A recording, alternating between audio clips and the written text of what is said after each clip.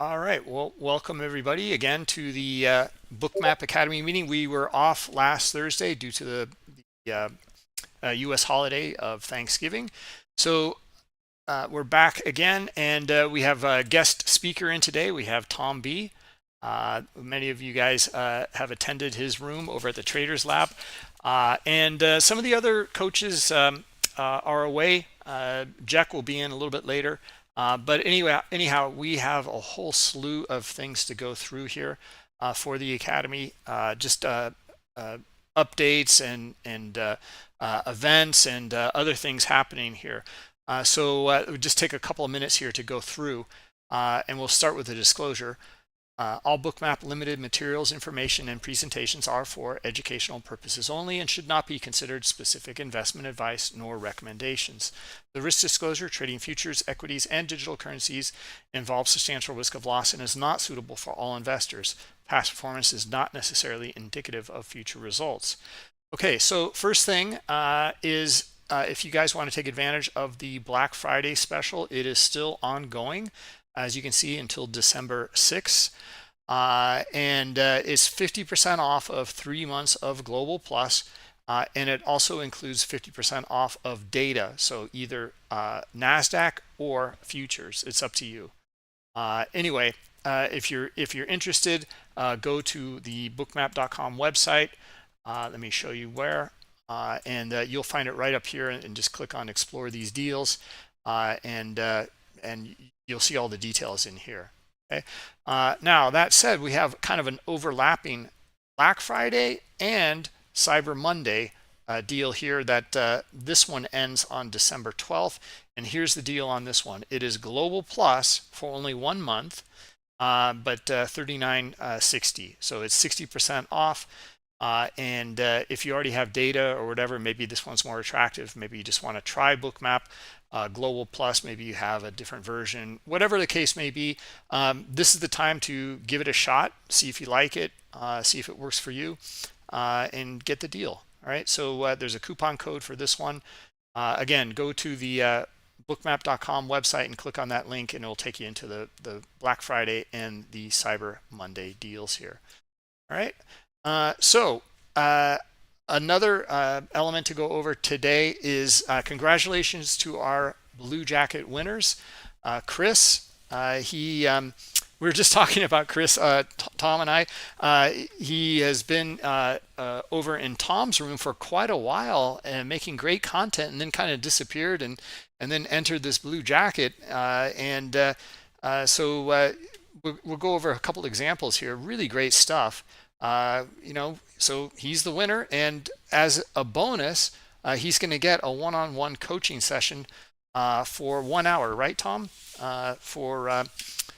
With you, and then Gen Z also making some really great content, or Gen Z, I don't know, whatever, making some great content here for. They get 1 month of Global Plus and a coaching session for, I think, half an hour with Tom.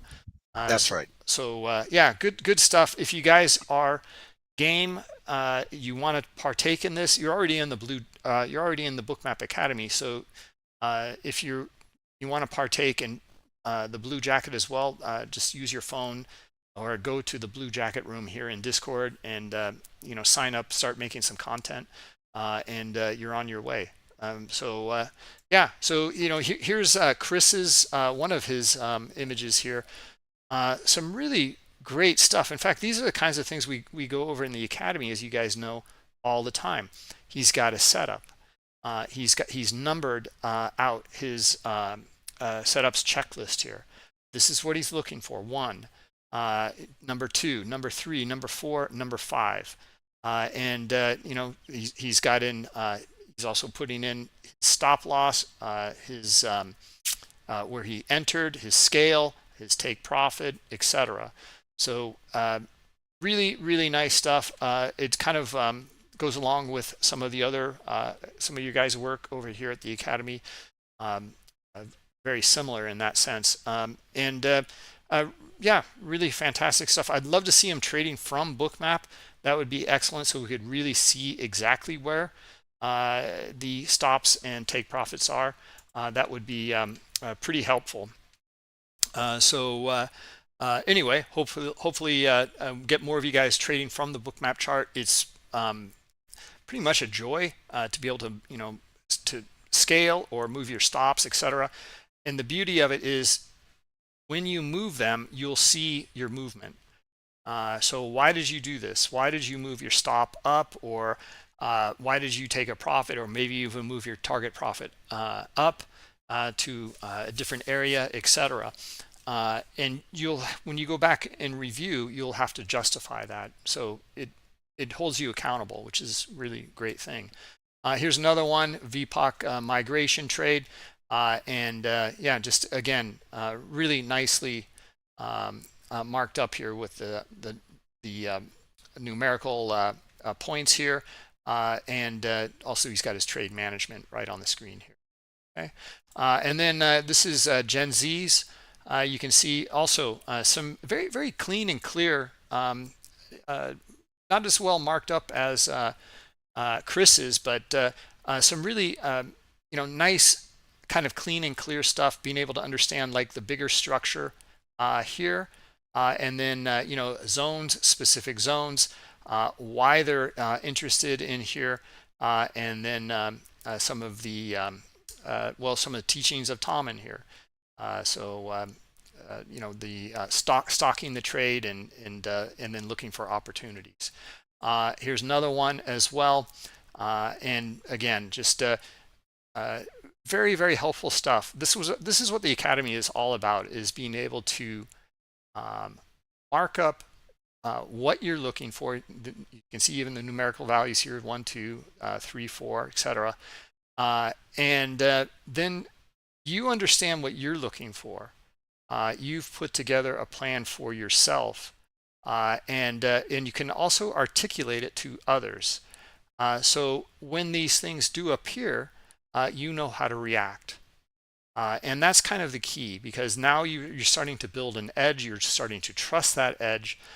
You're starting to see it in the live market.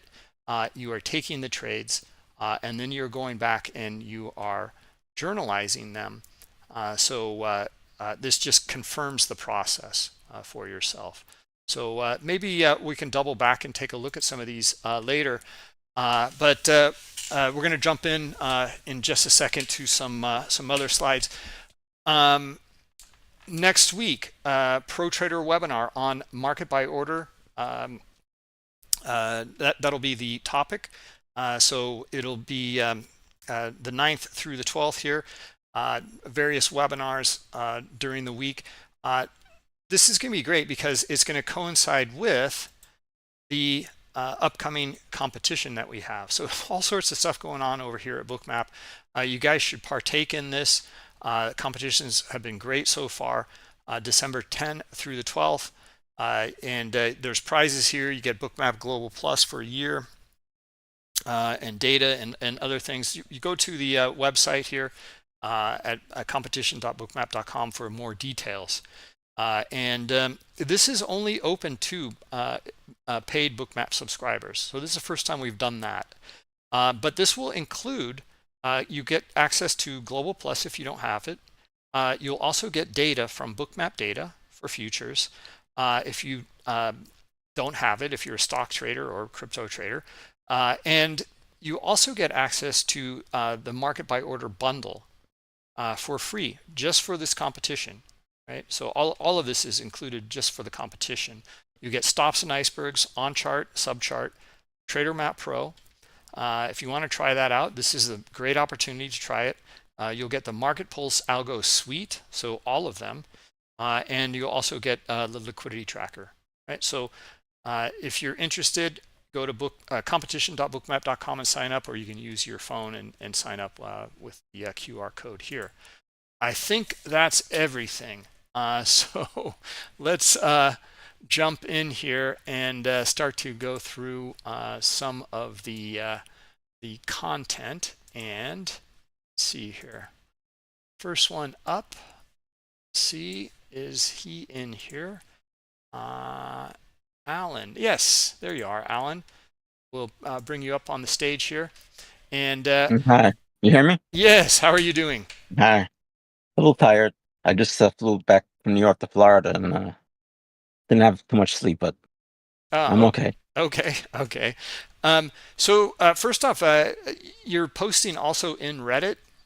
Yeah. Thanks for doing that. And we have a Reddit channel for you, for those of you who don't know, starting to build that out as well. So if you want to post over there, Yeah, or sometimes I get questions from strangers and then I try and put the link to, try it, I noticed there were a lot more views. I don't know how many takers, but there were a lot more views to it. So, I don't know. I'm working on it. okay. Well, why don't you walk us through your NQ short here, and then we'll give you some feedback. Okay, NQ shorts bottom of your range. Okay. Let me just look at the the first thing I saw is the first thing is always the market pulse. That wakes you up if it's worth going down or not. So that's where I entered the sell over there. The momentum just felt bearish throughout the day. I had a little pullback on the left side over there. So a little pullback Mm-hmm. and the stop run. So there was a stop run, and then again the bulls tried to. I held it because I was still in my risk limit. So and I saw the POC was on top, and I know you're not you like other main orders, but I don't know. I love the POC. I just find it's like magnetic to the market. And if you see, there's 3 attempts, and I was still within my stop loss limit. And I'm like, this thing is not uh going higher. Look, it doesn't even like touch. Well, one barely got over the POC, but that was probably like the one in the middle. Yeah, this one here. Uh, Yeah, it was probably just because the momentum just pushed it up a little bit, but it really like didn't like break it, and then the green bubbles got smaller, and then sellers got in, and then some big seller that woke up over there, and it was just market pulse was going crazy, and it was like every high you could just see every lower high, lower high, lower high, uh down a little pullback, and I think those are just those. I think that's usually just. I mean, I don't know for sure, but I think this is profit taking, so that didn't bother me, and I was already in the money over there, and then I was the beneficiary of a stop run, uh, all the way down to where my take profit was there for a reason because I was looking at the market profile on the right side, and there was the biggest order, that green line.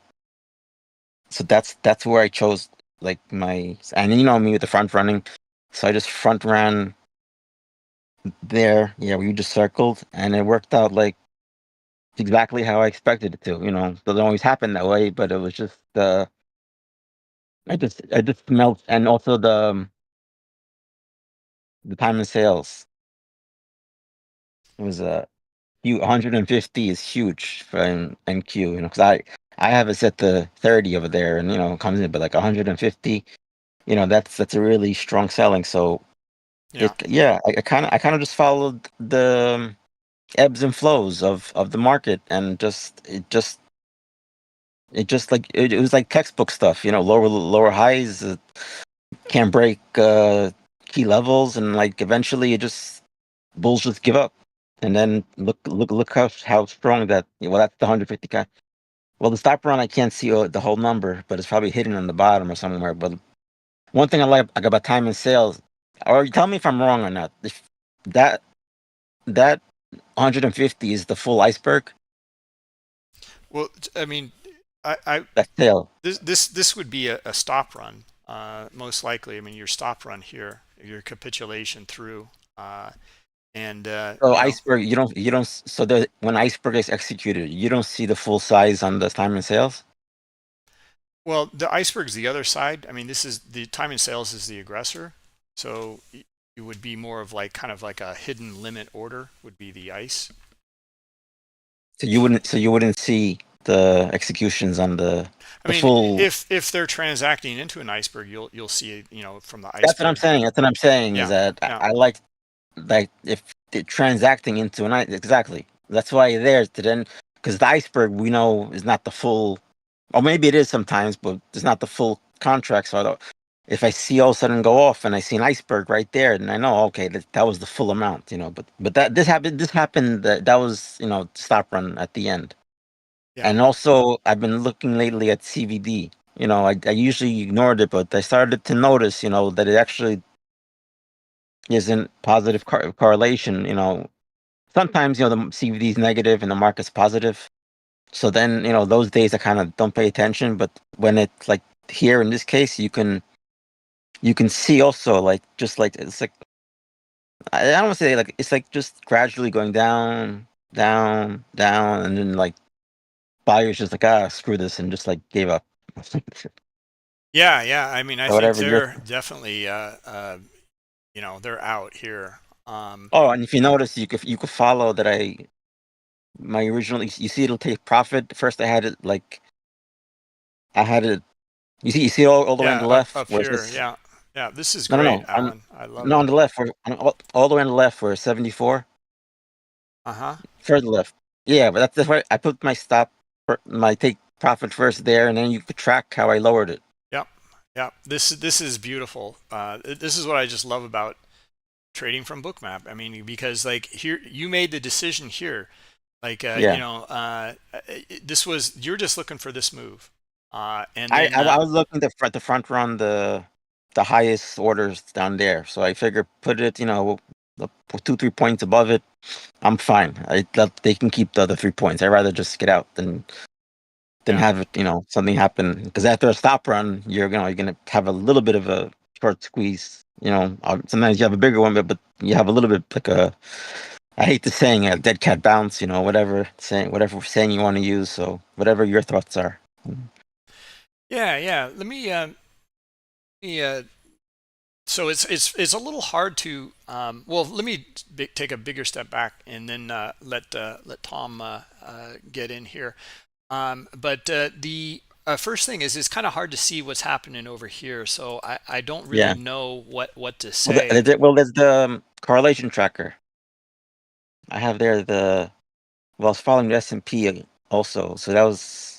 Okay, I don't know what's going on before it, but okay, 'cause I usually I do a 5 minute or a 10 minute time frame, but I've been doing 2 minutes, so uh it was too much to I couldn't get everything on the screen, so I apologize. I couldn't get what happened before that, but yeah, yeah, it was market pulse. It all started with market pulse selling sounds. okay. I don't know Well, if I wrote that in. so here's kind of like and first off, Alan, like we'd mentioned before, I've got another slide, and you did do this, or you started to do this, is checklist. You're still just kind of marking up and pointing to stuff on the chart. Um, I know. I'm trying to put get the your checklist checklist like together. together with like I'm trying to like make the make the checklist inside the posting somehow. I don't know. Maybe it's Yeah, in vain. I'm trying to like put it together like so as people can follow step by step. yeah. But I know. So I, the volume here, this looks like, to me, this looks kind of like a toxic move here. Like, and like you said, here's the point of control. That's your bigger picture kind of, control here or look. And you've also got the figure here, right? Uh, Hmm. Sellers driving it below.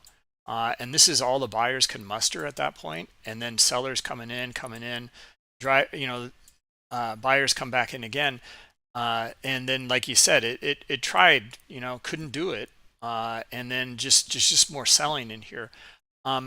I think another one we kind of mentioned a few times to you before. I mean, especially NQ. I mean, it really responds to when it hits liquidity. So, Yeah. I Like would. ES goes back and forth, drives me nuts.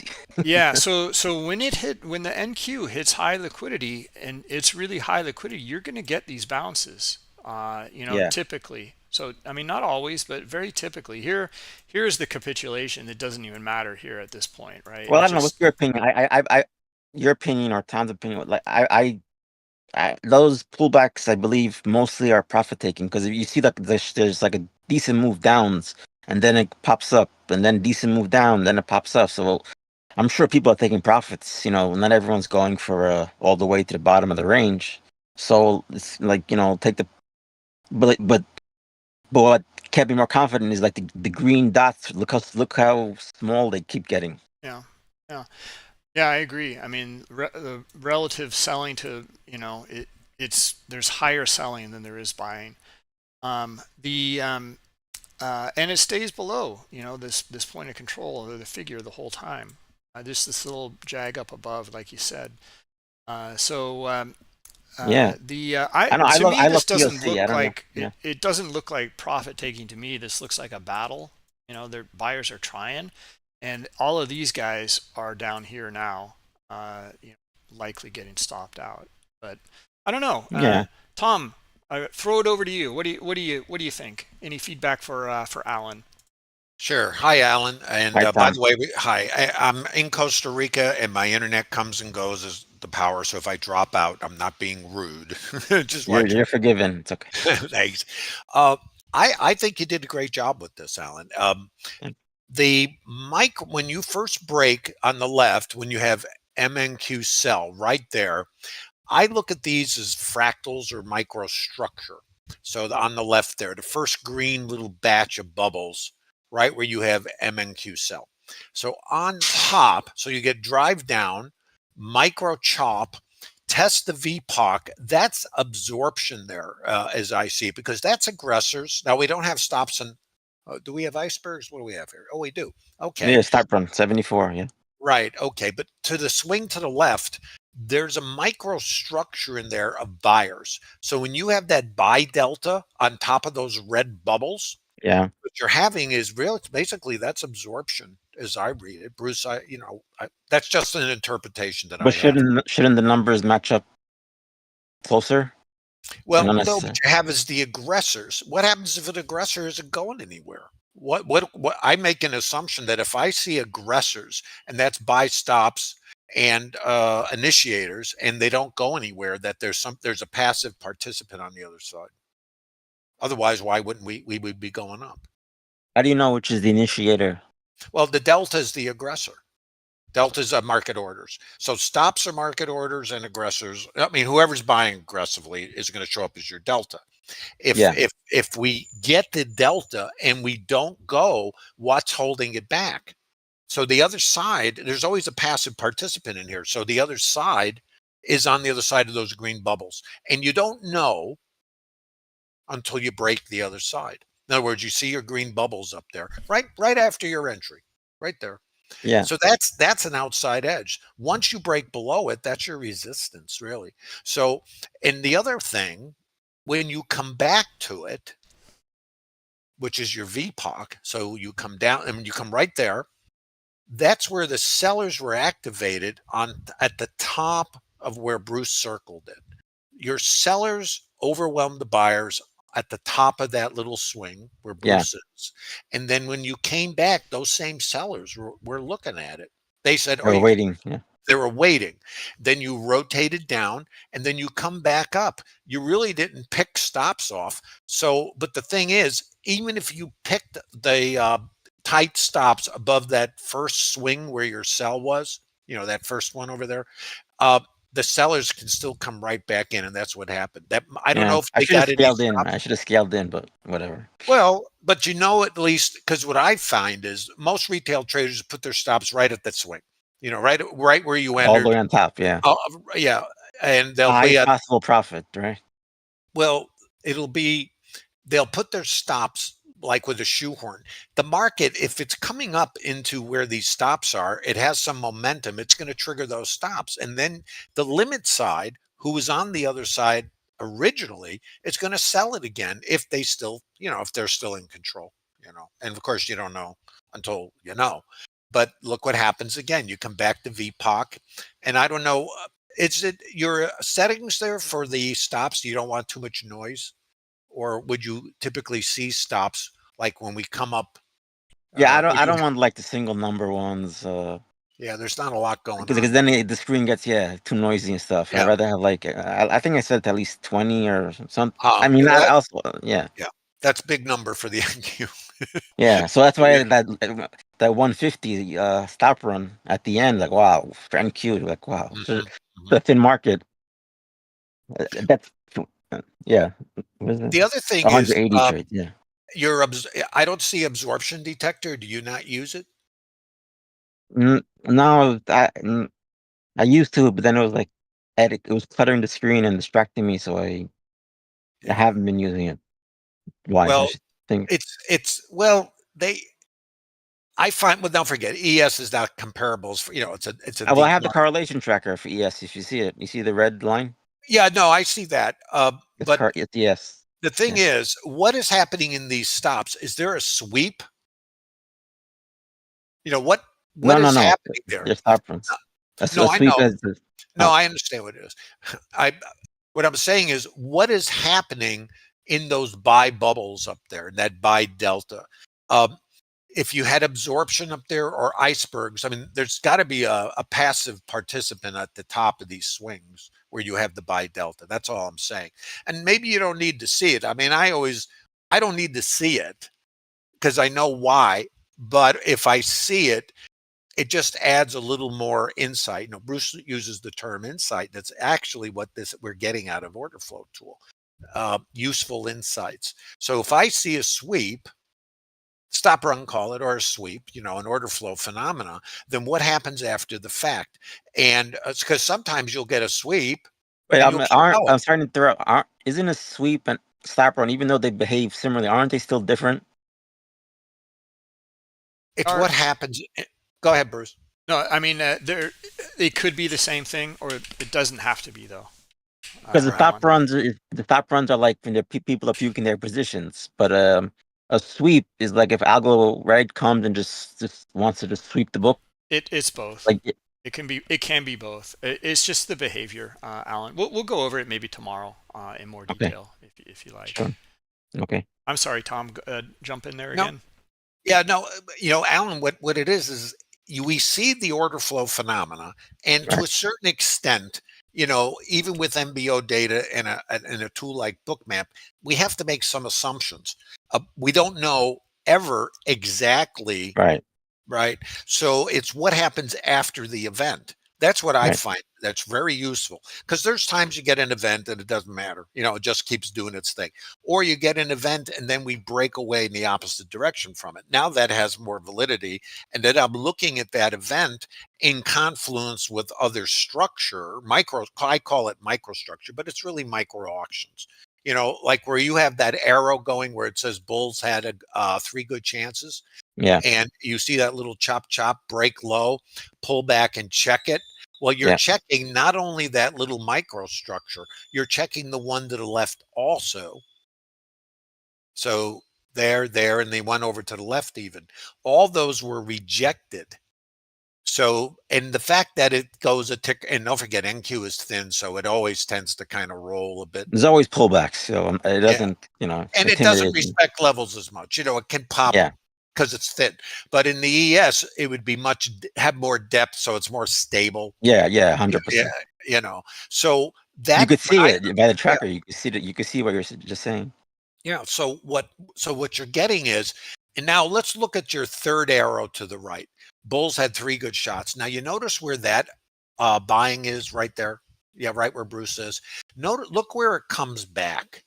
It's coming and checking the micro structure in those little micro consolidations. That's a short also, subject to how again, fractal. What do you trade in? It's multiple. I don't you think of time, it's just my thing. I think of structure. So time is not the element, it's the participant behavior. And again, I'm only giving opinions. It's not anything more. So when we come back and check it, those are all saying short, short, short, short, short. When you break lower and you're coming back to the bottom of the microstructure where when it says all the highs or lower, right in that box, those are Yeah. continuation shorts. Break low, come back to the micro high volume structure, which is around 86. I can't see the numbers. Oh, six. My What? eyeballs have fallen on my. Yeah, right What are there. you looking for? Yeah. You see the pullback? Bruce just put a line there. Yeah. Yeah, Thanks. I don't Yeah, see a right number. there. All that is trade management opportunity also. And you could be used, because what those are auctions. Buyers and sellers are bracketing those. Think about it. There's a passive seller on top and a passive buyer on the bottom that's absorbing those red bubbles where Bruce Yeah, just, okay, because that's what creates that. Then when that's you break away from it, the hmm volume inside of that microstructure is resistance. It's a mean reversion. So when you break away, you're reverting back to that structure where the buyers failed. right. So I figure it'll be attracted to that biggest order where I pointed to. I don't see the number. I can't see the number. But 36. Yeah, that was the biggest. That's why I put my take profit above there because I figured it just felt like the Bulls just like just kept giving up, and finally just like called it quits. And just like forget it, screw this. But let's look at it might be helpful if you think about this as, and again, it doesn't matter how you think about it. It's what works. That's what matters. None of this matters. It's what ultimately you can derive a statistical edge that you can consistently execute in a random distribution of outcomes, because that's kind Right. of what we're doing. And the microstructure where you have all the highs were lower, that right in of itself is a structure with a trigger and a mean reversion to it, and then a break low. Yeah. Then you swing up, and it's around 86, I think, 206.86, right there. Yeah. You notice what we test? We're testing the micro high volume right to the left there, that you can start looking at those, subject to, again, the range and the rotation size for trade management. And it doesn't mean you micromanage. It means what the participants voted on at a specific location. I always think of them, and this is so simplistic, like stores. They're each little stores. And there was an auction in the store, and either the price is too high or too low, or whatever happens in there. If the shoppers leave the store, they're rejecting that price at that time in that fractal. So you can sequentially kind of navigate it, and then just kind of see where change takes place. And again, it's And all subject to it your went back mindset. up. It went back up exactly where the selling started. You see, it's almost exactly where I wrote all the highs were lower. If you look Hmm. if you look where the selling started and go right across, Yeah. the next pullback was like exactly the same, and they couldn't do it. Yep. It just you, sometimes you don't have to like. Sometimes you just get the feeling like just the nature of how it's behaving. Like, it just doesn't. Just can't do it. Just can't do it. I'm like, that's why if you follow my take profit, you could see me following it as it was going down. It kept lowering and lowering and lowering my take profit yellow line until I saw since I was bearish, I saw the profit on the order on the bottom. That Yeah. No, that's a good reason to, as they say, get out of Dodge. You know, uh, that no, that's all good. That's a nice trade. yeah, and the CVD. Look how the CVD dropped. I guess that's Mhm. part of a stop run or whatever. Yeah, it's Yeah, likely. that's an excess. Yeah, that could be excess, and you can get a snap back on something like I that. have a question. So how come CVD sometimes works inverse of what the market is doing? Like sometimes you have negative CVD, but the market's positive, like or vice versa. So, um, Alan, that's a it's a really really blunt, simple indicator of just buy minus sell plotted. Yeah. So I But was. Yeah. when you get like absorption and things like this up in here, when it hits high liquidity or high liquidity down here, right? You get more and more sellers, they're dropping it, but yeah, we don't really see it too clearly here. But like price is not going anywhere, but CVD typically, I mean, if you get that absorption. And that kind of little divergences like that, or sometimes really big divergences, give you that insight. And all it means is that, like, there's more selling here, and CVD should be going down. Oh, at But that moment in time. yeah, exactly. But you get these pockets of buyers in here, and that's how you get your divergences. Is like, this will kind of make things go up, and then if there's not enough sellers in here, you're not going to get the drop. But it was kind of it kind of duked it out in here for a little bit. But Yeah. sellers and buyers just didn't have enough. You know, Yeah, they uh, tried. so They even tried a fourth. They even tried a fourth time. I didn't like we on the right. yeah, yeah, yeah. And they just couldn't do it. And then right after that fourth try came the stop run. Yeah. Just like fell off a cliff. Yeah, no, this I really like seeing this, Alan. This was fantastic to see you move your stop down like that, because you kind of felt it, you kind of saw it happening. You're looking for that, flush through, and it's just like, okay, Yeah. well then I'm just going to move my take profit down. And I expect the pullbacks, and then like everyone Yeah, like NQ, you just have to put a lot of screen time in, and you kind of get a feel that the pullbacks, and I don't know, I don't know exactly how to explain it, but when you watch it like enough screen time on it, you see like a kid. How does it behave? It has its own personality. There's always pullbacks, like don't let the pullbacks shake you out as long as you're within your whatever stop, range you have set. yeah, yeah. Yeah, well, just kind of one thing I wanted to mention, and I think we'll move on, is Alan. This is different than your other trades, which it's really great to see. So this is more directional, Yeah. and Momentum on a it. momentum trade here, Yeah. and you usually looking for the mean reversion, or after a big move down, you're looking for the snap back to test kind of some sort of Short average. squeeze. Yeah. Yeah, and here you're not. Here you know, it's like I said, it's hard to see you on the left hand side, but Yeah. you definitely, like, to me this looks like the move away, and then here's your average, your control, right?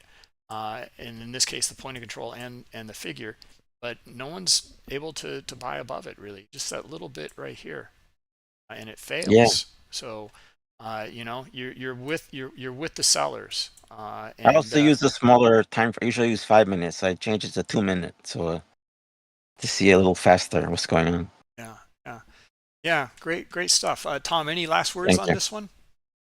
No, I think Alan, you did a nice job with this.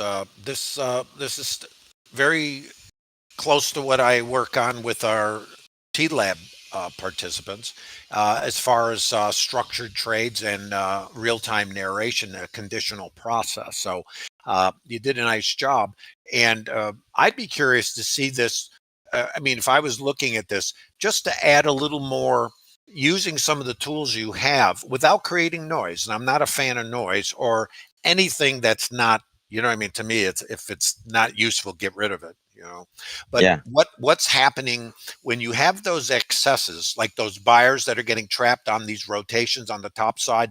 What's going on? Is there other insight that you can glean Yeah. as it's happening versus after the fact? Now, we need the after the fact, for some structure. But as those buyers were peaking up, let's say against that developing VPOC, was there something else that might tip you off?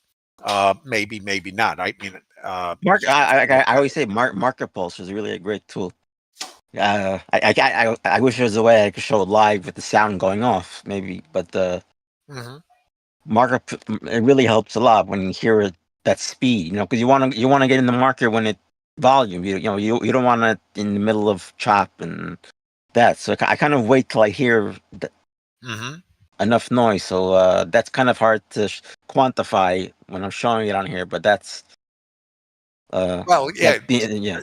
yeah, the tools you use are yours. You know what I mean? It's like, what speaks to you. The market, I always think of the market like language, and everybody, we hear language differently, and it's kind of where can you create consistency and unconscious competence, whatever those auditory cues or visual cue, structural cues, and a consistent application where you derive a Yeah. statistical edge, right? Right. Once you can put your arms around that, then it's just a matter of rinse, repeat. Yeah, that's a lot of time. I just wait for the short squeeze, or if I see like mini version. Those are like my favorite trades. If I Mhm. which way it goes, and yeah, I mean short squeeze it's always gonna work with the same mechanics. It's you Yep. just have to wait for it to set up. Nice trade. Thank you, Tom. Thanks for the feedback. Sure. Thanks, Bruce.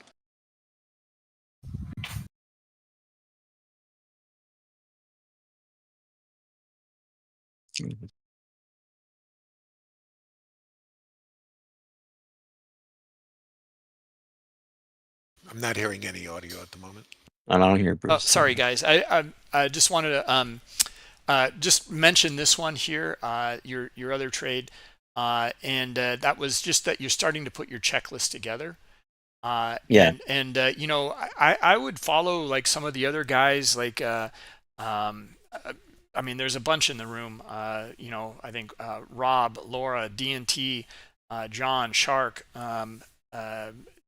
know, a bunch of these guys. Use your checklist, put a number, and then put that number on here. So you know this is going to be your trading plan. You know, Right. and this is like what Tom was saying. This is your edge, and then like he said, it's just like rinse, repeat, right? So you're going to start to build confidence through this, and instead of this kind of like, you know, it's kind of, I mean, it's great, and you've been doing this for a while, but you know, get into Ratings. into something that you know, you don't have to, you know what you're looking for in that, and you kind of check it off. You know, you kind of check it off. It'll make it much less random. And I think that'll help you. So anyway, Yeah, Bruce. yeah. Bruce. Yeah, I want to mention, Alan, the one of the things and I kind of got this from when I was building systems, conditional statements, and I always, for me at least, I'm just telling you what works for me, and everybody's different. It's a narrative. So if this, then that, and if the Right. condition is true, it takes you down branch logic or a sequence of steps, and that's the same thing that's in the trader. If you think about it, the checklist.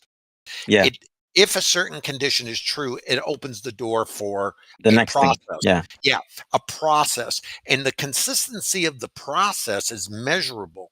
It's the inconsistency that creates randomness. So for us, when we can create a metric, we can remove or reduce, let me use the really reduce the emotional aspect in stimulus, fear, fight, flight, all that stuff. And you can now operate more like a casino operates, which is really random distributions, random outcomes with a statistical edge that Yeah. extracts I dollars like from. this one, for example, like whenever I see like the POC move that much, that's already to me like a bullish.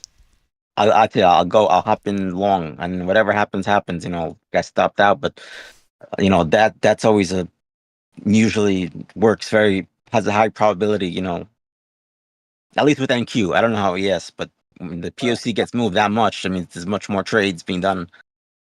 And then look how fast it would happen. Well, when you have a POC move like this, there's a couple things that can happen. Obviously, it shows that the price below is too low. That's one Right. piece of it, right? So that's good. The other side of it is, though, you can come up and find sellers and then revert to it and then test it. If it's still too low, you'll bump off it to the upside, or you're going to mean revert and catch all the longs in the leg up under that consolidation around 920. So the stops are going to be under there. If you cross that VPOC, now you're in mean reversion, and you're going to come out the bottom side and fillet everybody who's hanging under those stops under there. Most Yeah, potentially. that's what I try and do. Yeah. So the idea is, when you get the migration, um, you can one of the ways to do it is to look at the pullback, maybe a pick of the VPOC, and either you're going to push off into the micro high volume around 40, and then if you don't clear 40, you're going to break and fall down and then rotate. So it's always if this, then that. It's either It you're was going to do falling. this Yeah, or it it's is falling right. back. If you look at it, it's falling back. You see how it Yeah, couldn't it break fell further. back. It fell back down. Yeah, But I it was fell out down. already. But Yeah. yeah, but see, what you don't know is that structure, that auction piece that took place, that chop, chop, chop, chop, that's an auction. Inside of that is high volume consider it a fractal. High volume is another form of VPOC. It's just in a shorter time frame as you think of them. Isn't that consolidation on Yeah, top? well, yeah, that's what a consolidation is. Like buyers and sellers fight it out, and at Yeah, the end, who they comes out? battle, and the volume in the middle of that structure. So you have too high, too low. You have the sellers on the bottom, and that's around what is that? 35. So you got your sellers are being absorbed, so your buyers are there, and on the top side, the buyers are being absorbed by the sellers. So that's bracketing. It's basically a consolidation. Inside of the middle of that thing, if you can look, I can't see it. You have COB where the high volume is your VPOC in that structure. They all work the same way. So if it's too high, you're going to break away from it and go back to the main VPOC and test it. So you've got resistance inside of the structure there around 40, and you've got support around 30. Does that make sense? Somewhat, yeah. That means no. No, you ask. Go ahead. Don't worry about it. No, It's I just simply it's the go, same. Bruce. It's Please the go. same, Alan, as what you just took. This would be similar to your shorts. That and then you kind of got involved like somewhere around in here in the on the short side, but the same idea and is like here's your it's a pullback to the POC here, right? But look at all the buyers above it, right? So Yeah, likely, I mean we never know, but likely it's going to accept up here. yeah. And but you need to kind of read the structure, like Just how much personally, is I feel liquidity safe. and Yeah, all these kinds of things. But like yeah. anyway, I just personally am always, I like to see the POC front runner. That's it. I don't have to get too greedy. And because that's a really big move anyway. So that's I'm satisfied with that. okay, I didn't feel there's any point risking anything above it. right. Um, okay, well let's move on. Thank you, Alan. All right. Thank you, And Tom. Thank you, Bruce. Sure thing, Alan. Good job, Alan. Thank you, guys. and yeah, let's move on to let's see. I think you know what, since uh, Gen Z is in here, and I do not see Chris. And Gen Z, like I don't know if you're comfortable speaking up on stage if you'd like. And we congratulated you for the um, Bookmap blue jacket. So and we got a few slides here if you wanted to maybe go through and we can chat about them. Yeah, we've got a couple of different trades. I mean, you've got tons of stuff. So we invite you up. We'll and you got Tom here, so let you guys have at it.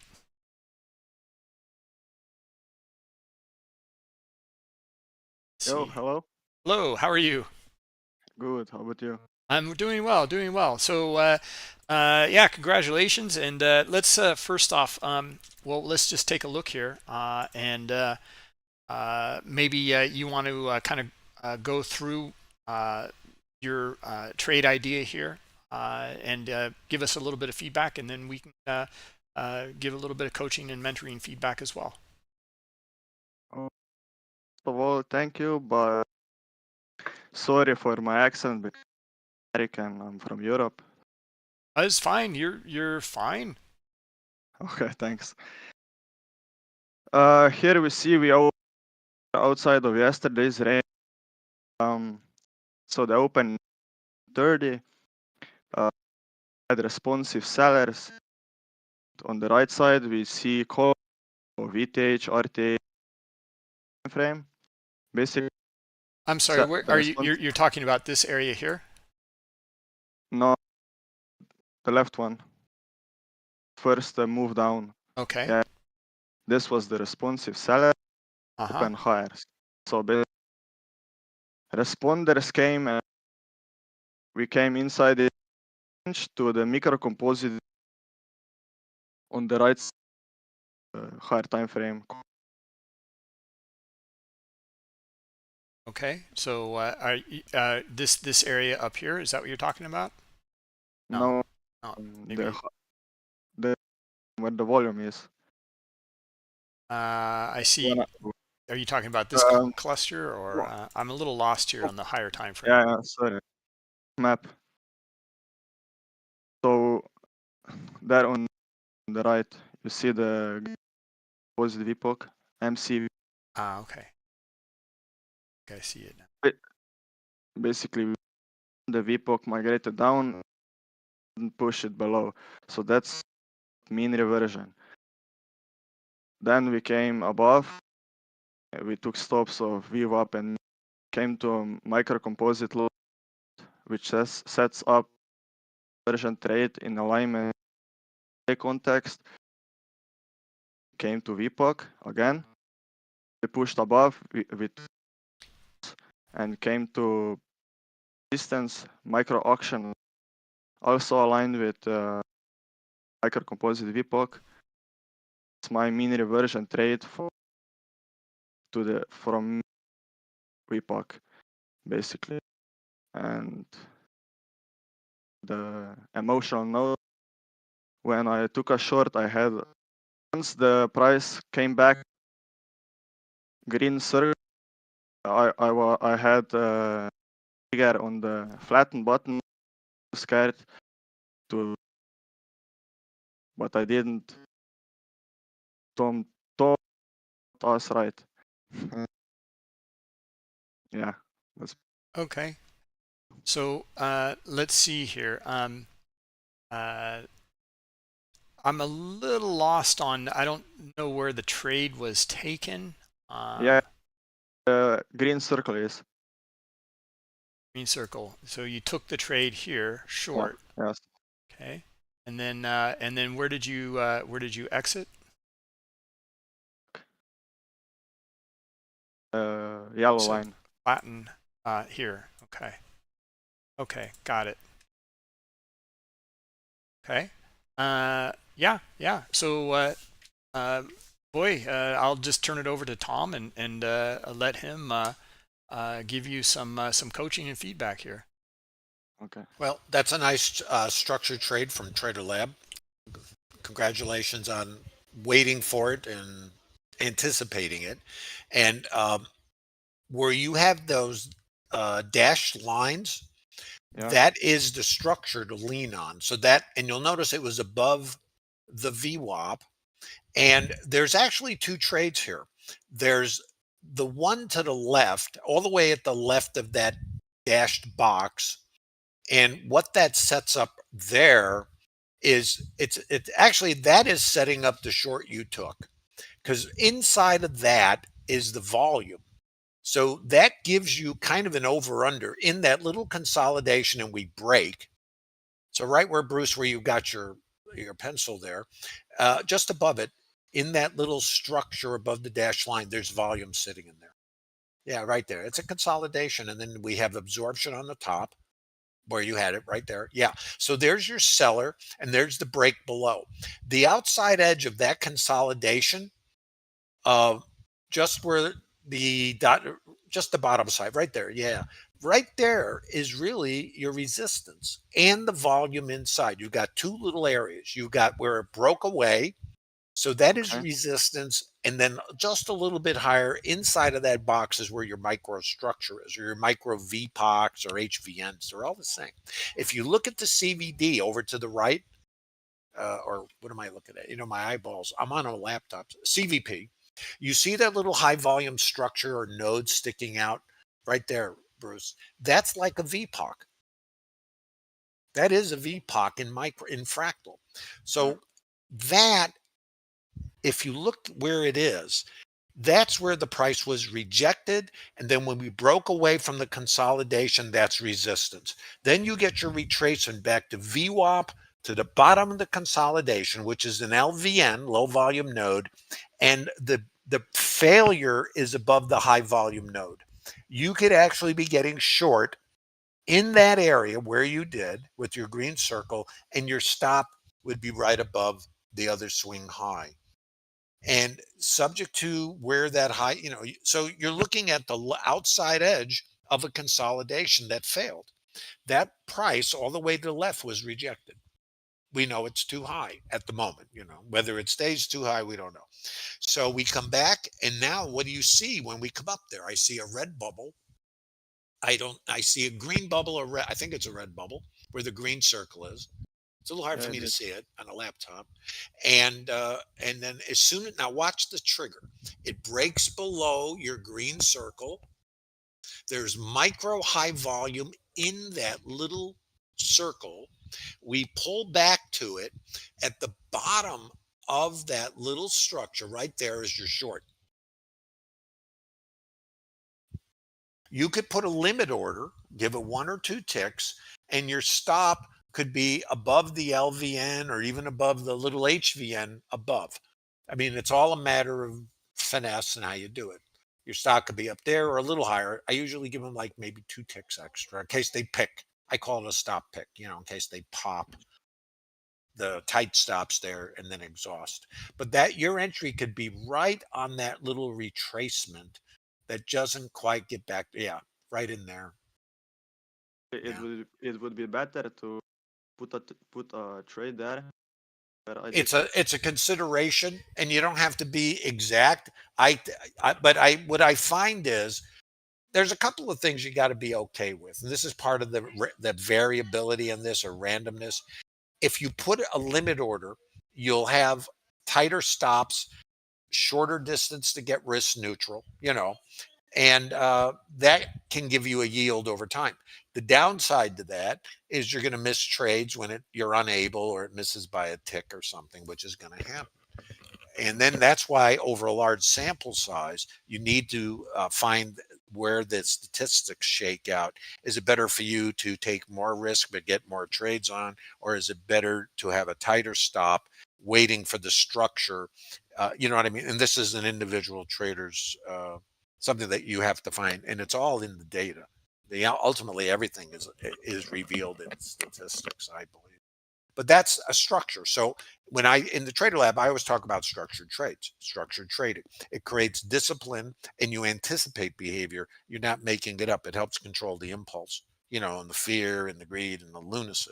And it is lunacy because it's chemically stimulated, high. I call it high, Jekyll and Hyde, but it's fight and flight, and chemicals released in the brain.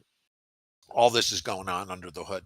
So if you know where to look for your trades, and let's say you got that VWAP trade, where do you want to enter? When it breaks at the bottom after your circle, you see where that break is? Now, emotionally, we're going to jump in at that first break from your green circle at the bottom of that swing before it counter rotates back and tests. The better entry is in the area of a potential test versus selling it in the hole. That's the better area. But Bruce, if you move down to where the first break was off of that little VWAP thing, yeah, most traders, retail traders, are going to be getting short there. See, you see what I'm saying? Because Yeah. that's our emotional state. Oh, I'm going to miss it. And that's impulse. Well, if with the trade plan, you might say, okay, if the trade is going to test, and it may not, it may just go straight down. That's part of life. Where's the better way from a risk management? Then it would be the pullback to an area where the breakout was from that microstructure. And then you can run a tighter stop, lower risk, and easier to get scaled and get risk neutral if that's part of your plan. It's just an idea because everything is consistently inconsistent. How's that? So anyway, just a thought. That's a nice trade, though. That's a very nicely structured trade. Thanks.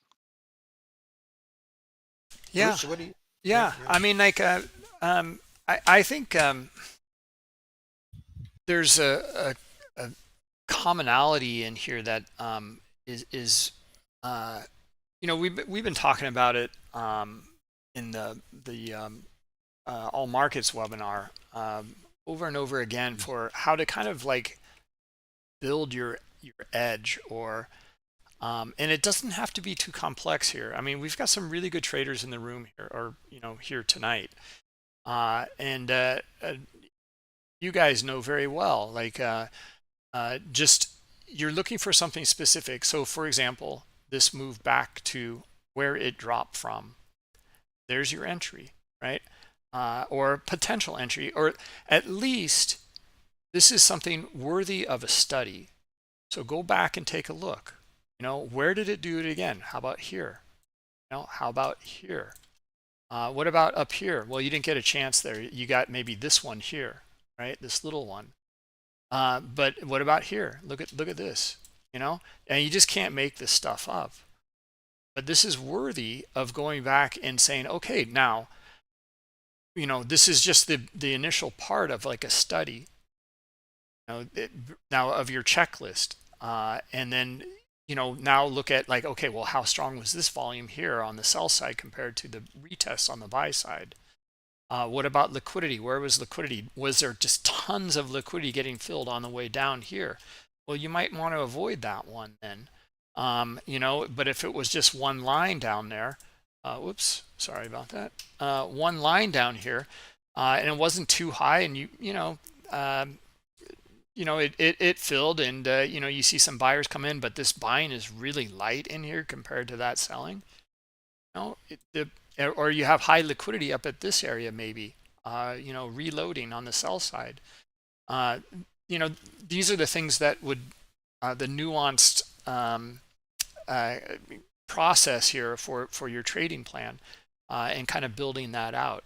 But there's just tons of examples just in this, and this is like what, a few hours of data, if that. And Rob, for example, Rob Davis, you've been doing that. You looked at this exact same thing here years ago. It's just a thought. We just went through many examples from Alan. And then, here's a bunch of examples as well from Gen Z. So just wanted to mention that. Let's see. Oh, go ahead, Tom. Yeah, I was going to say you can narrate. Now, if you're looking at the rotations down as an example, and Bruce, you were just over on the left side of the screen, and you were talking about the that pop to the upside, those green bubbles, the reversal there, and then we had the test. If you look all the way to the left. I'm sorry, where, Tom? Over here? Or? Yeah, down on the bottom side, all the way on the low, right there, in there. So if we look at the rotation down, and if you look at any little counter rotation, they're just really minimal. That green pop to the upside, right where your pointer is a potential change in behavior. There's a micro structure just to the left of those buyers at the bottom there. And right in there is your volume. And just where Bruce drew the next yellow box was where that's resistance. So that's buyers come up and check it. And you see the sellers hit it again, right there. Right there is your fight. Now the sellers hit it again and they come back down. Now, why did the market bounce up? It's because there was absorption there. That's why. Otherwise, there's a passive buyer there. We can't see them, but we had aggressive sellers, and maybe that stops or whatever it is. And maybe there were icebergs on the other side. I don't see them. I can't see them if they are there. There's your buyers. So we go buyer, back to resistance, back to support, and the buyers at the bottom, where the bottom box is, were activated again. And now you see the squeeze. So when you're looking at those two locations, once you can recognize why that happened, now you have a kind of where the boundaries are. You can use that top box for trade management, or when we come down and you see the aggressive seller against the lower box, and they don't get below the passive buyers, right there, you hit the eject, the canopy blows off, and you're done with it. It's all up. Oh, Tom, I think we lost you. I don't know if you can hear me. Lost Mike, though. Mike.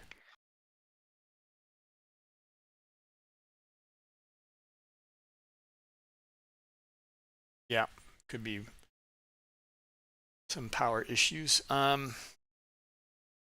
Okay. Well, anyway, yeah, I think I know where Tom was going with this. And there was just kind of one more point I wanted to mention about that, and that's the move away, and to kind of watch and really kind of study that, like Alan, that move away. And here's a really a pretty nice one up here too.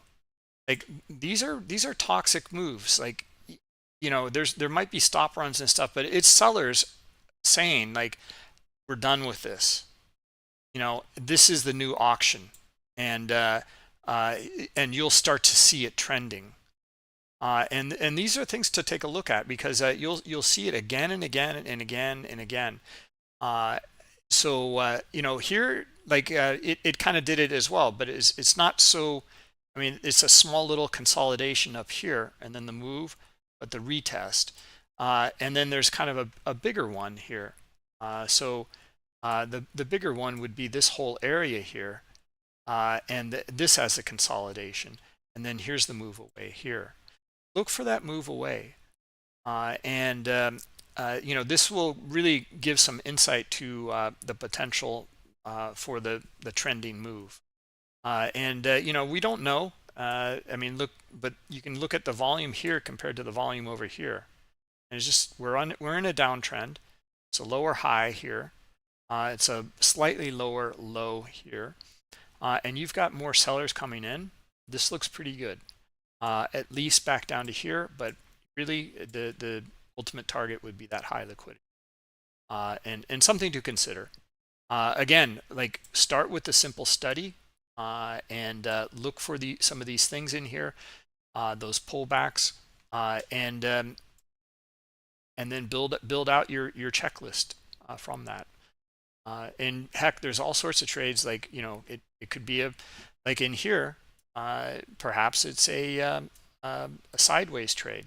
You're just all right. Well, I see this huge downtrend, but I'm looking for the pullback, and then just to either here where those buyers came in, we don't know, or bottom of the range, or if there's even more sellers down below here, it's likely going to come back down to this high liquidity down here.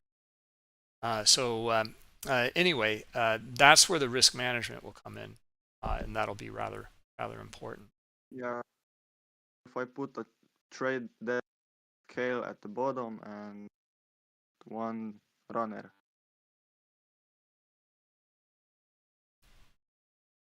So I think Tom is back. I'm not sure if I'm back. Am I back? You're back.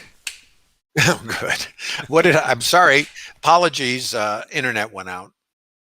I'm in Costa Rica, as you guys might know, and it's like take a number and we'll see you later. Well, I don't know, Tom, if you wanted to follow up and finish your thought wherever you kind of left off there. Yeah, I forgot where I was. So I think I'm sure you covered it. I think I was talking about stops detector, having the stop an iceberg, seeing the absorption, just a little more insight. It doesn't. The thing about the stop an iceberg, we know we can assume certain things when we see behavior after the fact. When it's happening at the time, I just think it helps us, gives us a little more edge, a little more advanced notice of a developing, event. Especially if you see sweeps and absorption, and they're not in and of themselves quote signals. No, that doesn't exist really. But what they are is gives you, as Bruce, I love the term you use, Bruce, insight, because that's the whole point of this. Is it's getting something that others don't have, and the more tools we have, without creating complexity and conflict. The whole idea is be a minimalist, but make sure what you have contributes and doesn't create ambiguity and conflict. So at least for me, what I found was I used to be at the other extreme, looking for certainty. Now, early on in my trading, I always thought you want to be certain, right? Well, it doesn't exist. So let's not look for certainty. Let's look for insight and then triggering processes that have statistical edges. It kind of changes the whole way you might approach it, I think. But these structures, if you look at these structures and also how you can use them as micro, and I think of them as auctions, it's all the same thing. Russian dolls, it's happening in all different quote time frames. Russian dolls are inside each other. Big dolls, the intermediate time frame, you go down to the little one. That's all the same. Mean reversion takes place in all of these little auctions. When you have that, where I was talking, I think before I disconnected, Bruce, we were looking at that last on the leg down all the way to the left. And then we broke up. We had the buyers and we tested that microstructure there to the left. That's resistance. Then we broke down again and we tested the buyers, the passive buyers on the bottom. As soon as we reversed off there, you could have just blown out of the trade, or you're trailing behind that last rotation up where Bruce drew the line out just above us. Your stop is there, trailing, and then you're out of the trade and you still booked a profit. Two ways to do it. When you get more experience, and I don't know if there was another level out there or not where that reversal came from. I don't know if there was something or what was there at the time, maybe nothing. Well, then it's time to get out, But that's how you can use some of those microstructures. And it's all a matter of some traders, Trader Lab is an example. Traders trade all different time frames or fractals. I don't use time, you know me. But some guys have put a trade on and they'll be in there all day. They're trading statistics. Other guys are managing and rolling with these rotations as long as there's enough range. Every trader has to find kind of their groove. What do they relate to? And it's really different for all of us, but depending on how you slice it down and how much of a fractal you want to go, it's like the electron microscope. The weaker the structure is, like these little things, like where what Bruce was pointing to, that's like tissue paper. The more volume you have in a structure, the more muscle, you might say, more meaning it has. The less volume, it is weaker. So when you're going down in time frame, these structures, even though they're still viable, become weaker. It's just part of the dilemma, if you will, of randomness. That's all I wanted to add in there, and I don't know what else I missed, so apologies again for dropping out.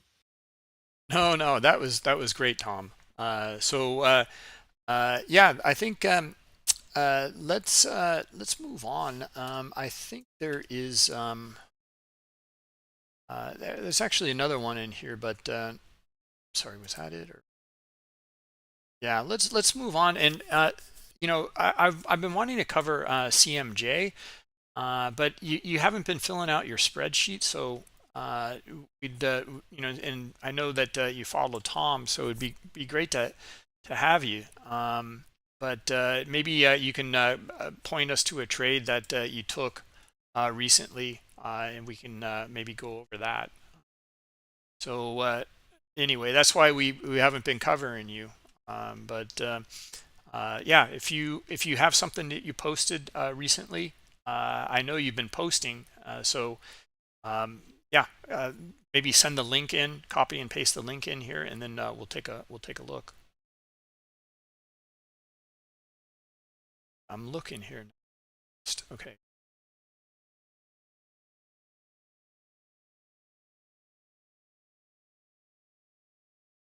And in the meantime, all right, let's jump over here and take a look at. We got a new guy here, and it's kind of interesting. He's been posting in Forex Factory, so. He's not in the room right now. I wanted to cover this, and if he was in here, we'd go over it in more detail. But some of the same kind of stuff we've been going over again and again. It's nice that he's marking these things up like this, and he's trading from the Bookmap chart, which is also really great. Okay, CMJ, so you're on a call for work. Okay, no problem. But this is something that. There's a couple things in here that maybe you guys find helpful, and we can go through. Well, first off, looking at the currencies, and there's not a whole lot of data in here to take a look at, but some of the things that just kind of popped in my head here when looking at some of his content here. is we've seen this a lot, and God, we all do it. Is we're always, especially kind of early on in our trading, we're always like buying the reversion trade, or getting involved into the kind of reversal trade, trying to catch the bottom. And it's a really dangerous thing to do. And reversals, I find are kind of tricky. You really have to look at that kind of ship turning around, or if you're in a trend, a really strong trend, maybe you get like a kind of just a smaller time frame reversal. And this stuff happens again and again. I mean, like this is like a triple bottom down here, etc. But putting together the plan for the reversal, and really being diligent about that, I think is a really a worthy idea. Because you don't get a lot out of the reversal a lot of times unless you really nail it, and you got to sit in front of the screen for a while as well, as it kind of starts to turn around. Typically, not always. But anyway, a couple of things in here. First off, I love he's trading from the chart, and I can see he's looking at the aggressor's driving price down, and he's talking about absorption in here, and it's this area here that he's talking about. Okay, that's good. And the currency futures, I find like this is precisely what they do a lot of times, and what I see in Bookmap is very high liquidity like this, and then it pulls. You always see these larger players pulling, and these are larger players. You can see them every point. They're providing liquidity. You'll see it again and again in the currency futures, and it's kind of hard to judge sometimes. But look for some of these areas if they don't trade and they do pull. But look for the aggressive buyers to start to come out of that area.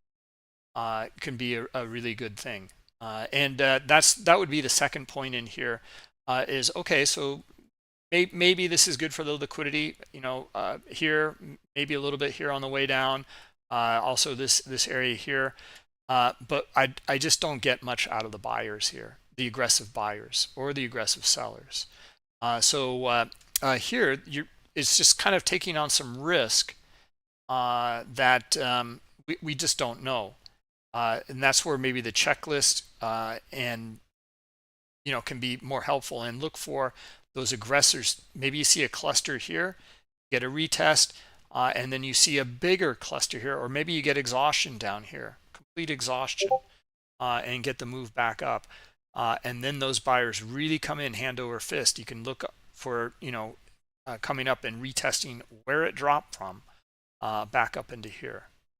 And I like, he very aggressively trailed his stop up, and he had his take profit up here and ended up just flattening it. That's what it looks like to me. But anyway, kind of funny to see it posted in Forex Factory here. So if you guys, just wanted to show this. It kind of caught my eye, and also Reddit with Alan posting over there in Reddit. So Tom, I don't know if you have any questions or comments on this. No, not really. But I'll tell you, I'm not a person who's able to buy the low or sell the high, because I only know in hindsight. So if I'm only talking again about me and just the way I trade. I'm kind of level or auction oriented. So it's where might we come back and test, where are the stops, or the fuel under the market, is it absorbed or exhaustion, then I'm going to look at an area. But I'm usually, for me at least, I'd look at a retracement. So, because once an extreme is in, we won't know until it is, and then we're going to test. Typically, we don't typically just run away. So I've never been any good at that, Bruce, either. I can't sell the high or buy the low. I typically, in the old days, I would buy the high or sell the low, but I would never do it the other way around. Yeah.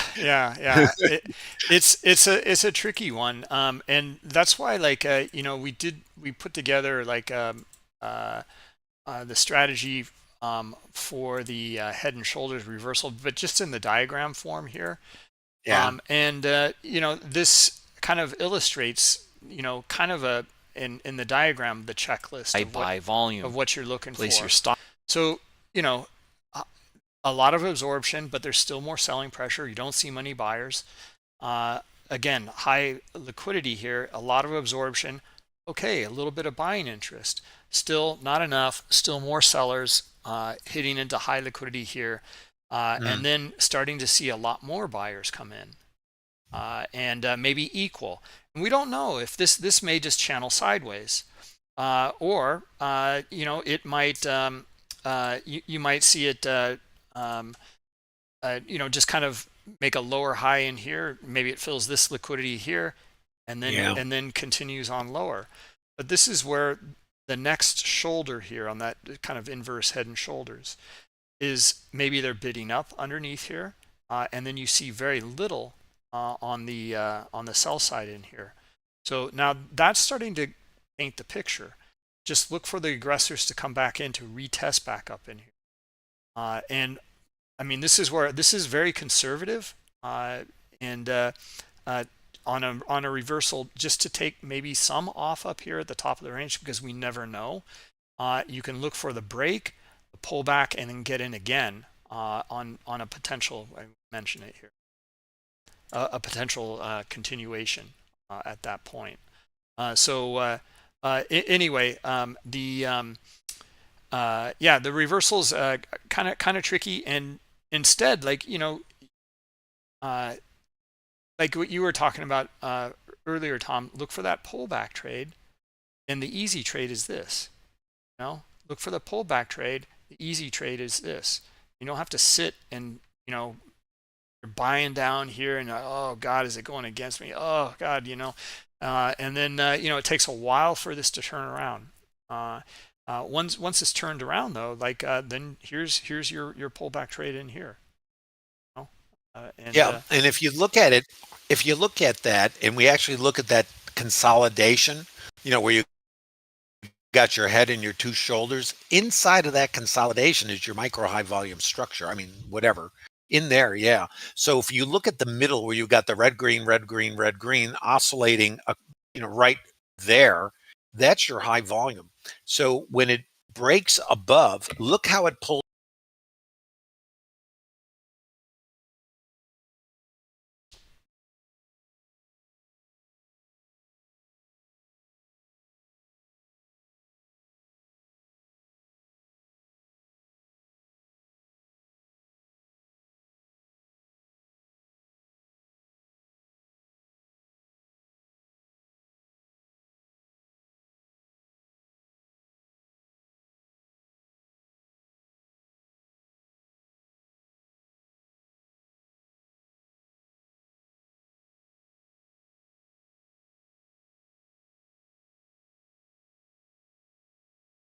Guys, can you hear me?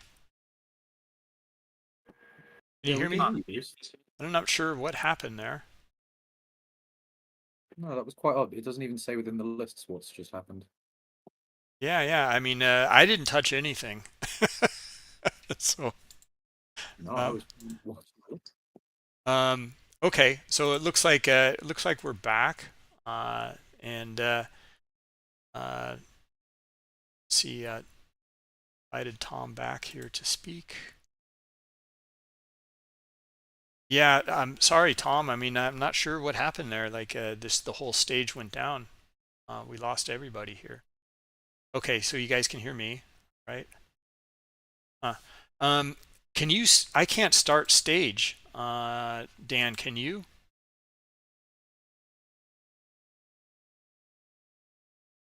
Just trying to, no?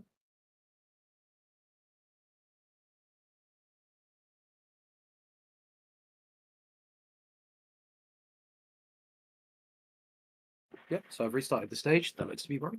Okay, great. Okay. Everyone, press speak on stage at the bottom. You should be able to get back on. And I invited him to speak. Should pop up. It probably is not popping up. So, Tom, you'll have to hit the microphone on the bottom here, down here. Bruce, you'll need to reshare your screen as well. Ah, right. Yeah. Sorry. Okay. So, Tom, maybe try hitting the microphone down here, because I invited you to speak, but it didn't work. I think Discord just kind of pooped out on us there. Access. Okay. That's weird.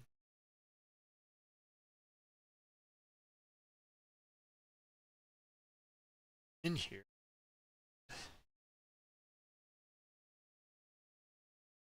I don't know. Try again, Tom. Maybe if you leave and then leave quietly, and then see if you can come back in. Okay, check. There you Yeah, are. okay. There That you was are. it. Okay. Good one. All right. Excellent. Got to put another quarter in the slot. Yeah, exactly. So anyway, I was talking about the Head and Shoulders, that there's structure, and if you look at the consolidation in the Head and Shoulders, which is really what it is to a certain extent, the test, the pullback. So you had the break up, pull back right there, and you had the liquidity. That's a long entry there, you know. So it doesn't run away from you. And you can use the volume I mean, most put their stops under the head, below the head, which is, Right. I guess, the classical way to do it. But you could also, once you get that pullback to the top of this breakout, you could have your stop under the high volume, which was in that Yeah. chop thing down there. You could be under there even, a little bit. Yeah. So you don't have to go all the way out under the head. Yeah, I think Thanks. I put the stop down here on this one. But yeah, same difference. So yeah, it's all, same. So, but this would be the reversal entry, and then potential take profit, and then what you're talking about, Tom, is the continuation after, and then and this could be an add, right? Out. And boy, it's obviously a lot easier to say than do, but well. And then maybe even if you kind of managed it, and the safest bet would you'd probably write would be down here someplace. Yeah, under that, right where those buyers were. Just in case we come down a little under there where the sellers got absorbed, right under where that green bubble is that you put the box around, all the way to the right, the lower one.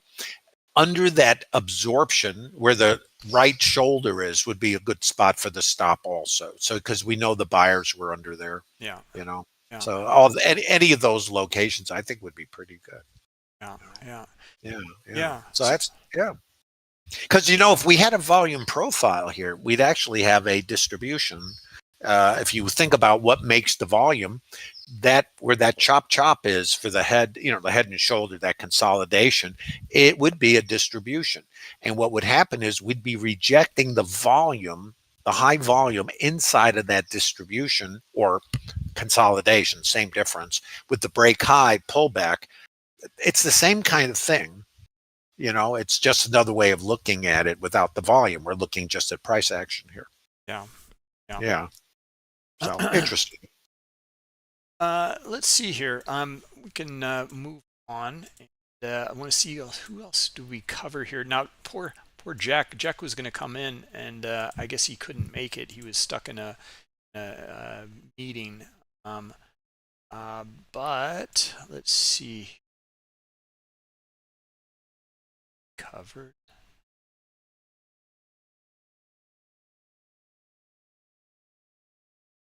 Crash. Is Vinny in here, or Crash is not? don't see Vinny. Okay.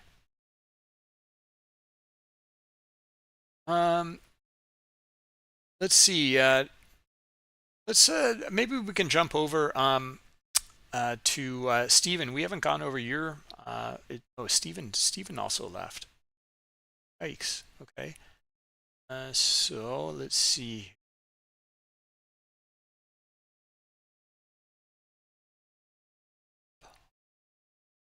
Or let's see. I was covering trader HE. So HE, do you want to step up? We'll invite you to the stage here.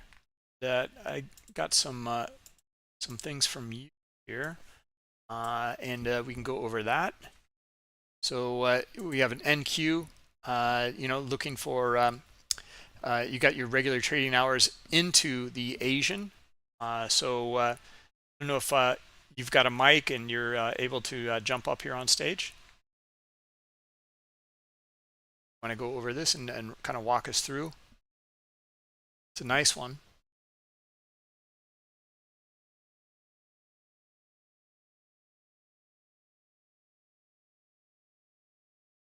BMX, if none, then yours. Okay, we can take a look. Yeah, let me see if I can bring up yours.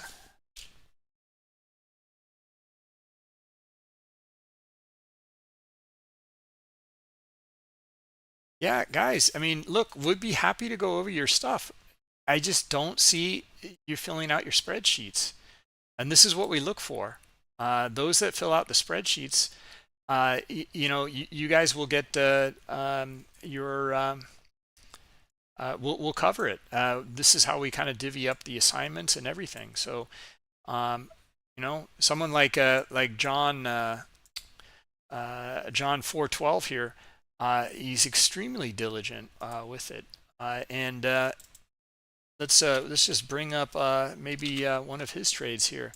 And this is why we're covering it. I mean, and it doesn't, I mean, this is what I just kind of fail to understand, guys. It's not much. I mean, I know it's extra work and it's kind of a pain in the butt.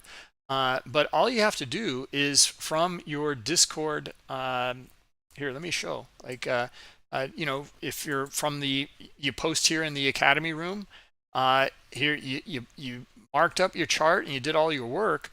Just come over here, copy your message here, come over here to your spreadsheet and paste it in here. That's it, and then what I like about what John's doing so much here is, I mean, look at all this stuff, and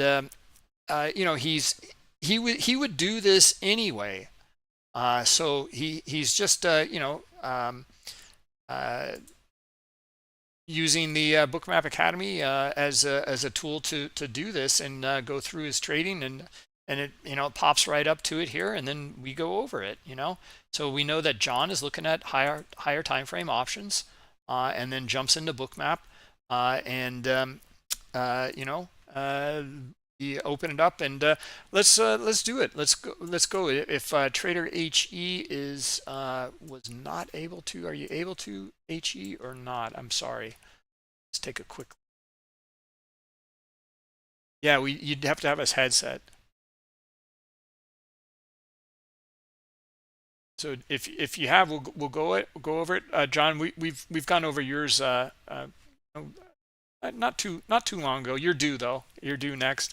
Laura also, Stephen, Rob, and Shark. I think we covered you last time. Good there. BMX and CMJ. You guys, start filling out your spreadsheets, and we'll be happy to cover them.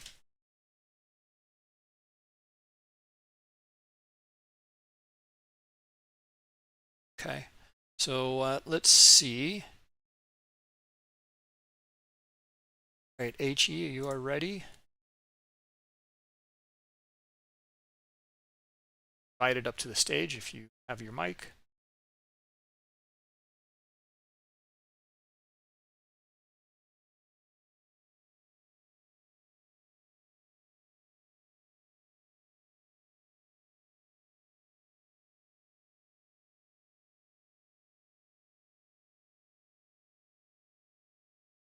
Okay, we'll give it another minute or another few seconds here, and if we don't, if you're not able to, we'll invite John up.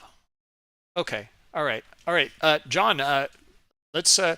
I'll invite you up to the stage, and welcome back.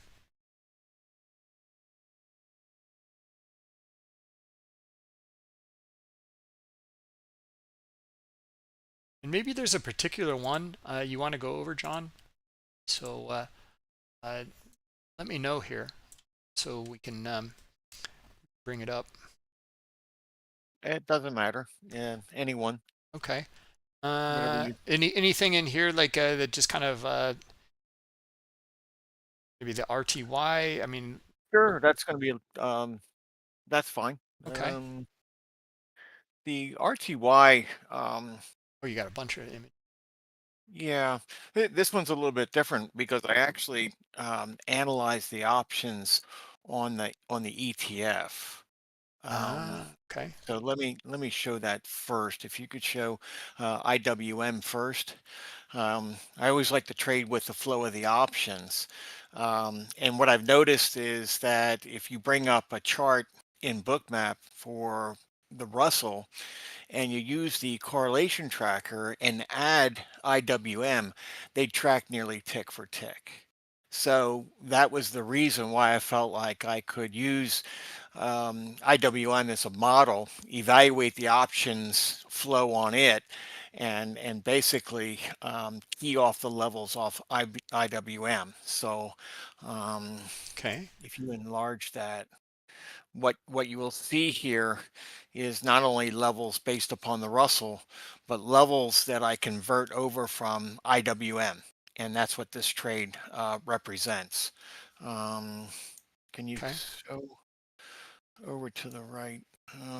No, I can't see it. Let me see.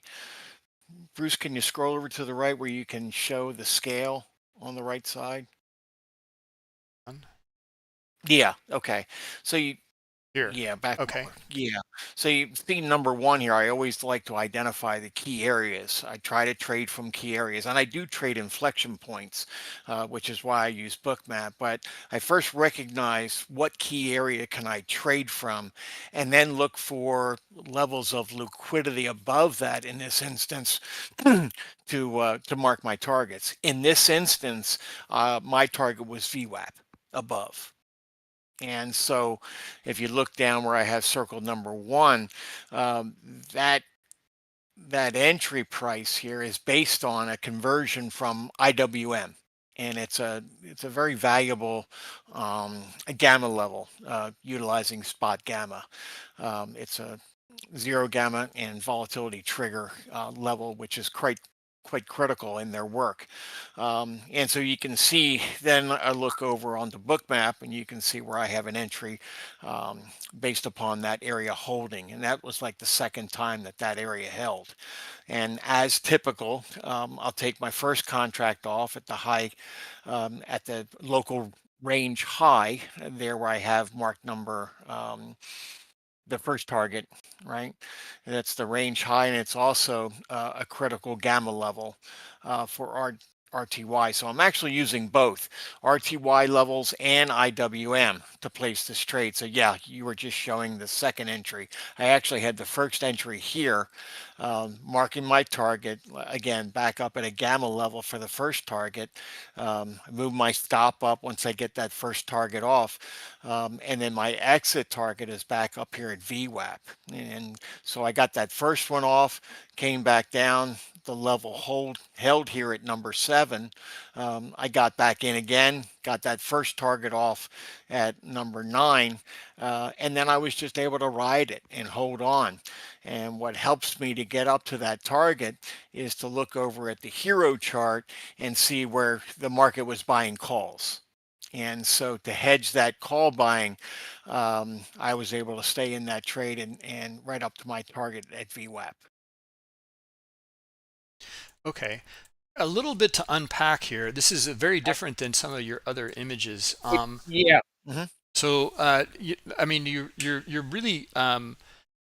It seems like the heart of this is well, first off, a lot about trade management, but also the heart of it here is your higher time frame control, which is your you're looking at your options levels, and then you're not getting too much out of the heat map in here, but you've really made it extremely stark, only looking at very, very high liquidity, and then you're so you got your higher time frame levels, and then you've got your correlation, and then your structure for this is the options as well as the VWAP. So and then yeah, you've got it all notated in here, like your key gamma levels, your VWAP above, and then 1 through 10 here. So let me see if I get this right though. So first long here, your stop down here, first target was top of the range. So is it here, or is it it's here, right? Oh, yeah, it's if you scroll over, I don't know why I can't Is it see here? it. If you look over to the scale to the right, Look over to the scale on the right, I can't see it. Why? Yeah, there you this go. one. Okay, That's my target, L1 2400, which is right there at got it. Okay, 2417 is basically that's right. okay, That's right. That's my target.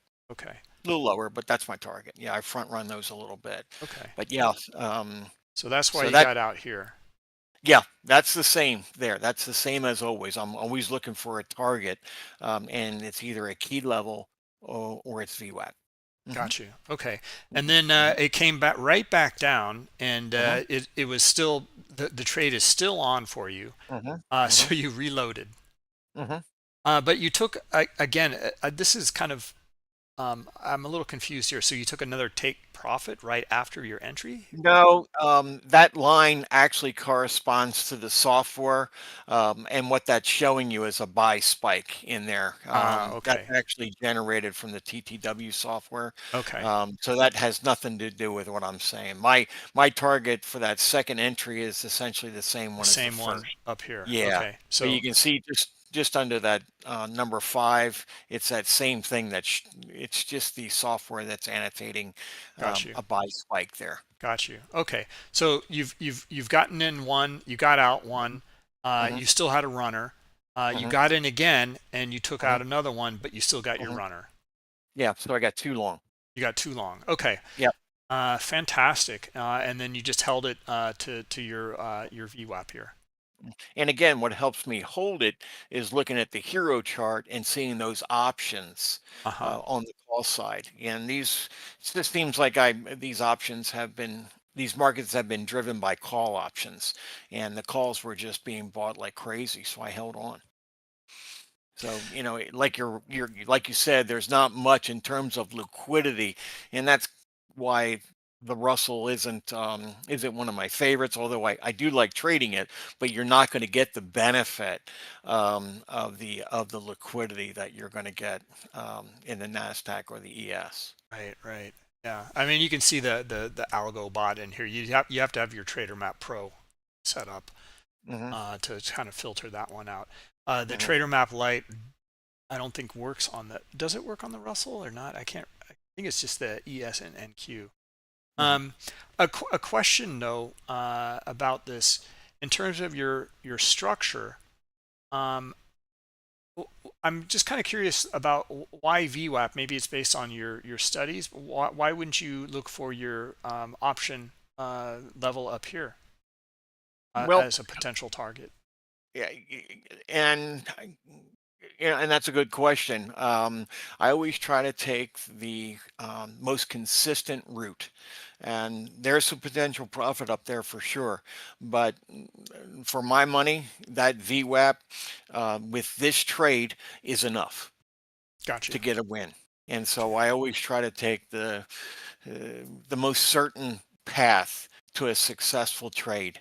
And in this instance, we're fairly close. There's a couple of handles left, but frankly, I'd rather just take the win at VWAP. I try not to fight that VWAP. Yeah. Okay. Yeah. Fair enough. I mean, like, sounds good to me. It's within your checklist, your studies. There is some nice. I mean, although like we don't see too much out of Bookmap here. It's really about the higher time frame levels, and also your um, and your correlation, Mhm. and then your trade management, which is just just love your trade management. So Well, really, Bookmap made it possible because without running those studies with the correlation, probably would have never known that that ETF could really help me in the way that it does. yeah, yeah, So really really, nice. Bookmap is responsible for it. Otherwise, I wouldn't be doing it.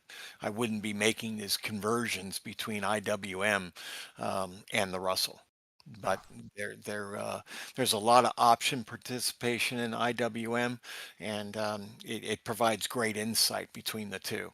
So it's just sometimes when I thought the ES was not a very good market today. I didn't like the tape. I didn't like the read of it. I didn't like the volatility. I didn't like the liquidity. So that's when I start looking at other things. yeah, got you, got you. So, Tom, please jump in. Well, I can't really add much. It's a nice trade, John. Nice job on that, and certainly makes sense that the VWAP you'd get a reaction off it. I mean, what do we know? It can check it. You can get a reaction because a lot of mechanical sellers and regular retail traders, they're just mechanical. They sell that, and you end up with a counter rotation. Makes sense to just, as they say, take the money and run you know, because that is we can anticipate that. Then what happens at the VWAP? How much of a counter rotation you get off mechanical sellers? Even if this market's going to go higher, it's still going to rotate on you. I think that was a pretty good strategy, you mhm, know. mhm, mhm, So I think, yeah, nicely done. mhm. I'm kind of curious now, looking at the structure, John. Did it continue on up like quite a bit after No, this? It didn't. no, Okay. Ah, no. okay. So In fact, in my next trade, I'd take a short off VWAP. That was it. There you go. So, and I think Robert Rother said it best. I never felt comfortable calling VWAP an indicator, and when he said it was a benchmark, I thought, that's a really good word for that. all right, Mhm. So, all right. I mean, my thought was like looking at this in here, the and what we've been talking about like during this webinar is these consolidations, breakout, and consolidations, breakout, retest to it, and so here, I mean, it's really starting to build up mhm, some or looks like it's potential momentum to unwind to the upside here, mhm, and you start to see the volume pick up in here. So to me, this looks like heck, maybe you got a bit of a pullback here, but it looked like it's ready to roll to mhm. the upside. Yep. The what we were kind of looking at earlier, like here's your consolidation, the breakout, and it comes back and consolidates again, breaks out again, but here's that pullback. Mhm, Here's that pullback. You know, mhm, and you can see the volume in some of these areas. Now this one, it didn't come back into that area. Well, it did actually right in here. mhm. Anyway, just to go over again, like these things, this is the market structure, and you see these things repeat again and again. Yeah. So Yeah. anyway, yeah, I don't have any more comments unless John or Tom, you guys do. The only thing I was going to say, what you were talking about earlier in numbering your annotations, one thing that has really helped me in practice and in real time is that it helps me with my timing. I have the same sequential order that I go about my trading, and it's very helpful to check those things off as I go so that when we reach 4 or 5 into this list, I'm ready. I've already checked it off. I don't have to look back and qualify the trade. It allows me to stay in sync with what I'm doing. And so like I said, in practice and in trading, having a sequential list like that in order has really helped my timing to get in these trades at a good spot. Yeah, yeah, that's great to hear. And it's an example for all of us here. This checklist is just so powerful. And then what you're saying basically is you're leaning on that, and you're not worrying about it because you know that this offers an edge. Mhm. Mhm. Yeah, Yeah, really the first three are always the same. You're looking at liquidity, not so much on this trade, but on the ES, always looking at liquidity and levels. And I see those as influential elements. Things like MACD, and these are all measurements, but they're not influential. The heat map has an influence, volume has an influence, and the interaction between them, as does the options, the option levels, and the option real-time evaluation and hero. So those are the three things that begin the trade and that spark my interest, and then the rest is just looking for structure and such. But the key thing is to work with the influence, and that all comes from Bookmap, and that's why Bookmap has been such a game changer for me. nice. That's great to hear. So um, uh, yeah, I really don't have much else to mention on this one. Tom, I don't know if you want the last word on it. Well, you make a good point, John, about process, consistent application, and qualification of a trade. Because and that's kind of where I am in the sense of conditional processes that kind of trigger a branch of logic or sequence of steps. The consistency is what gives you the ability to see if you really have an edge with a process. So once you lay it out and it's vetted, then it's just really, you know, time to, when it's there, you got to put the trade on, right? Yeah. So nice work. Yeah, I mean, and that's really what keeps us consistent in a inconsistent environment. Mhm. So something's got to be anchored. That's what I found. Yeah. Not changing everything we're doing in a market that's changing. So it's something's got to be anchored, and that's what we have to be. Hard for us to do, but that's really the business, as far as I've experienced it anyway. So good Yes. work, really. Thank you. Yep, that's the job. Yes, sir. All right, guys. Well, we're almost like at the 2 hour mark here, so I think this might be a good one to wrap up on. For those of you we didn't get to, let's see. I know you guys are due. CMJ, Laura, Rob, and let's see. Shark, we went over you last time, I think. But Slaughterozzi or BMX, but we look at them at your spreadsheet. So please fill them out, and we'll be happy to bring you up on stage and some feedback next round. Anyway, I just want to go over again one more thing because we had so many news events or things to cover here. So let me up if I can find it. It's here. Yeah. Okay. Yeah. So yeah, we got the Black Friday and the Cyber Monday specials, but and also the congratulations to Chris and Gen Z and going through their trades. It's too bad Chris wasn't in here. It would have been really nice to cover some of these things in here because he's marked them up like John has in the sequential checklist and all of that. And the Pro Trader webinars for next week and the MBO we're going to cover. That's why we're covering MBO. The market by order indicator package. So get some insight, and then we're going to give you free access to it for the competition.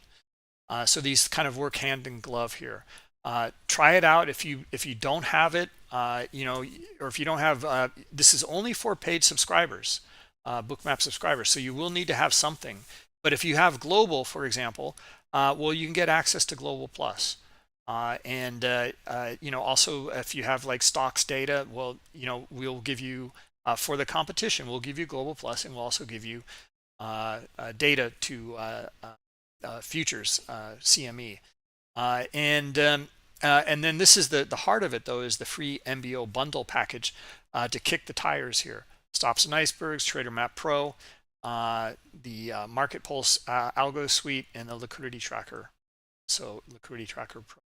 We'll mention it tomorrow as well, the competition.bookmap.com, and we're going to go through more of the MBO info so that you guys can get more insights on how to use it, etc. So anyway, I'll leave off on that. Tom, thanks so much for coming. Really great to have you in here.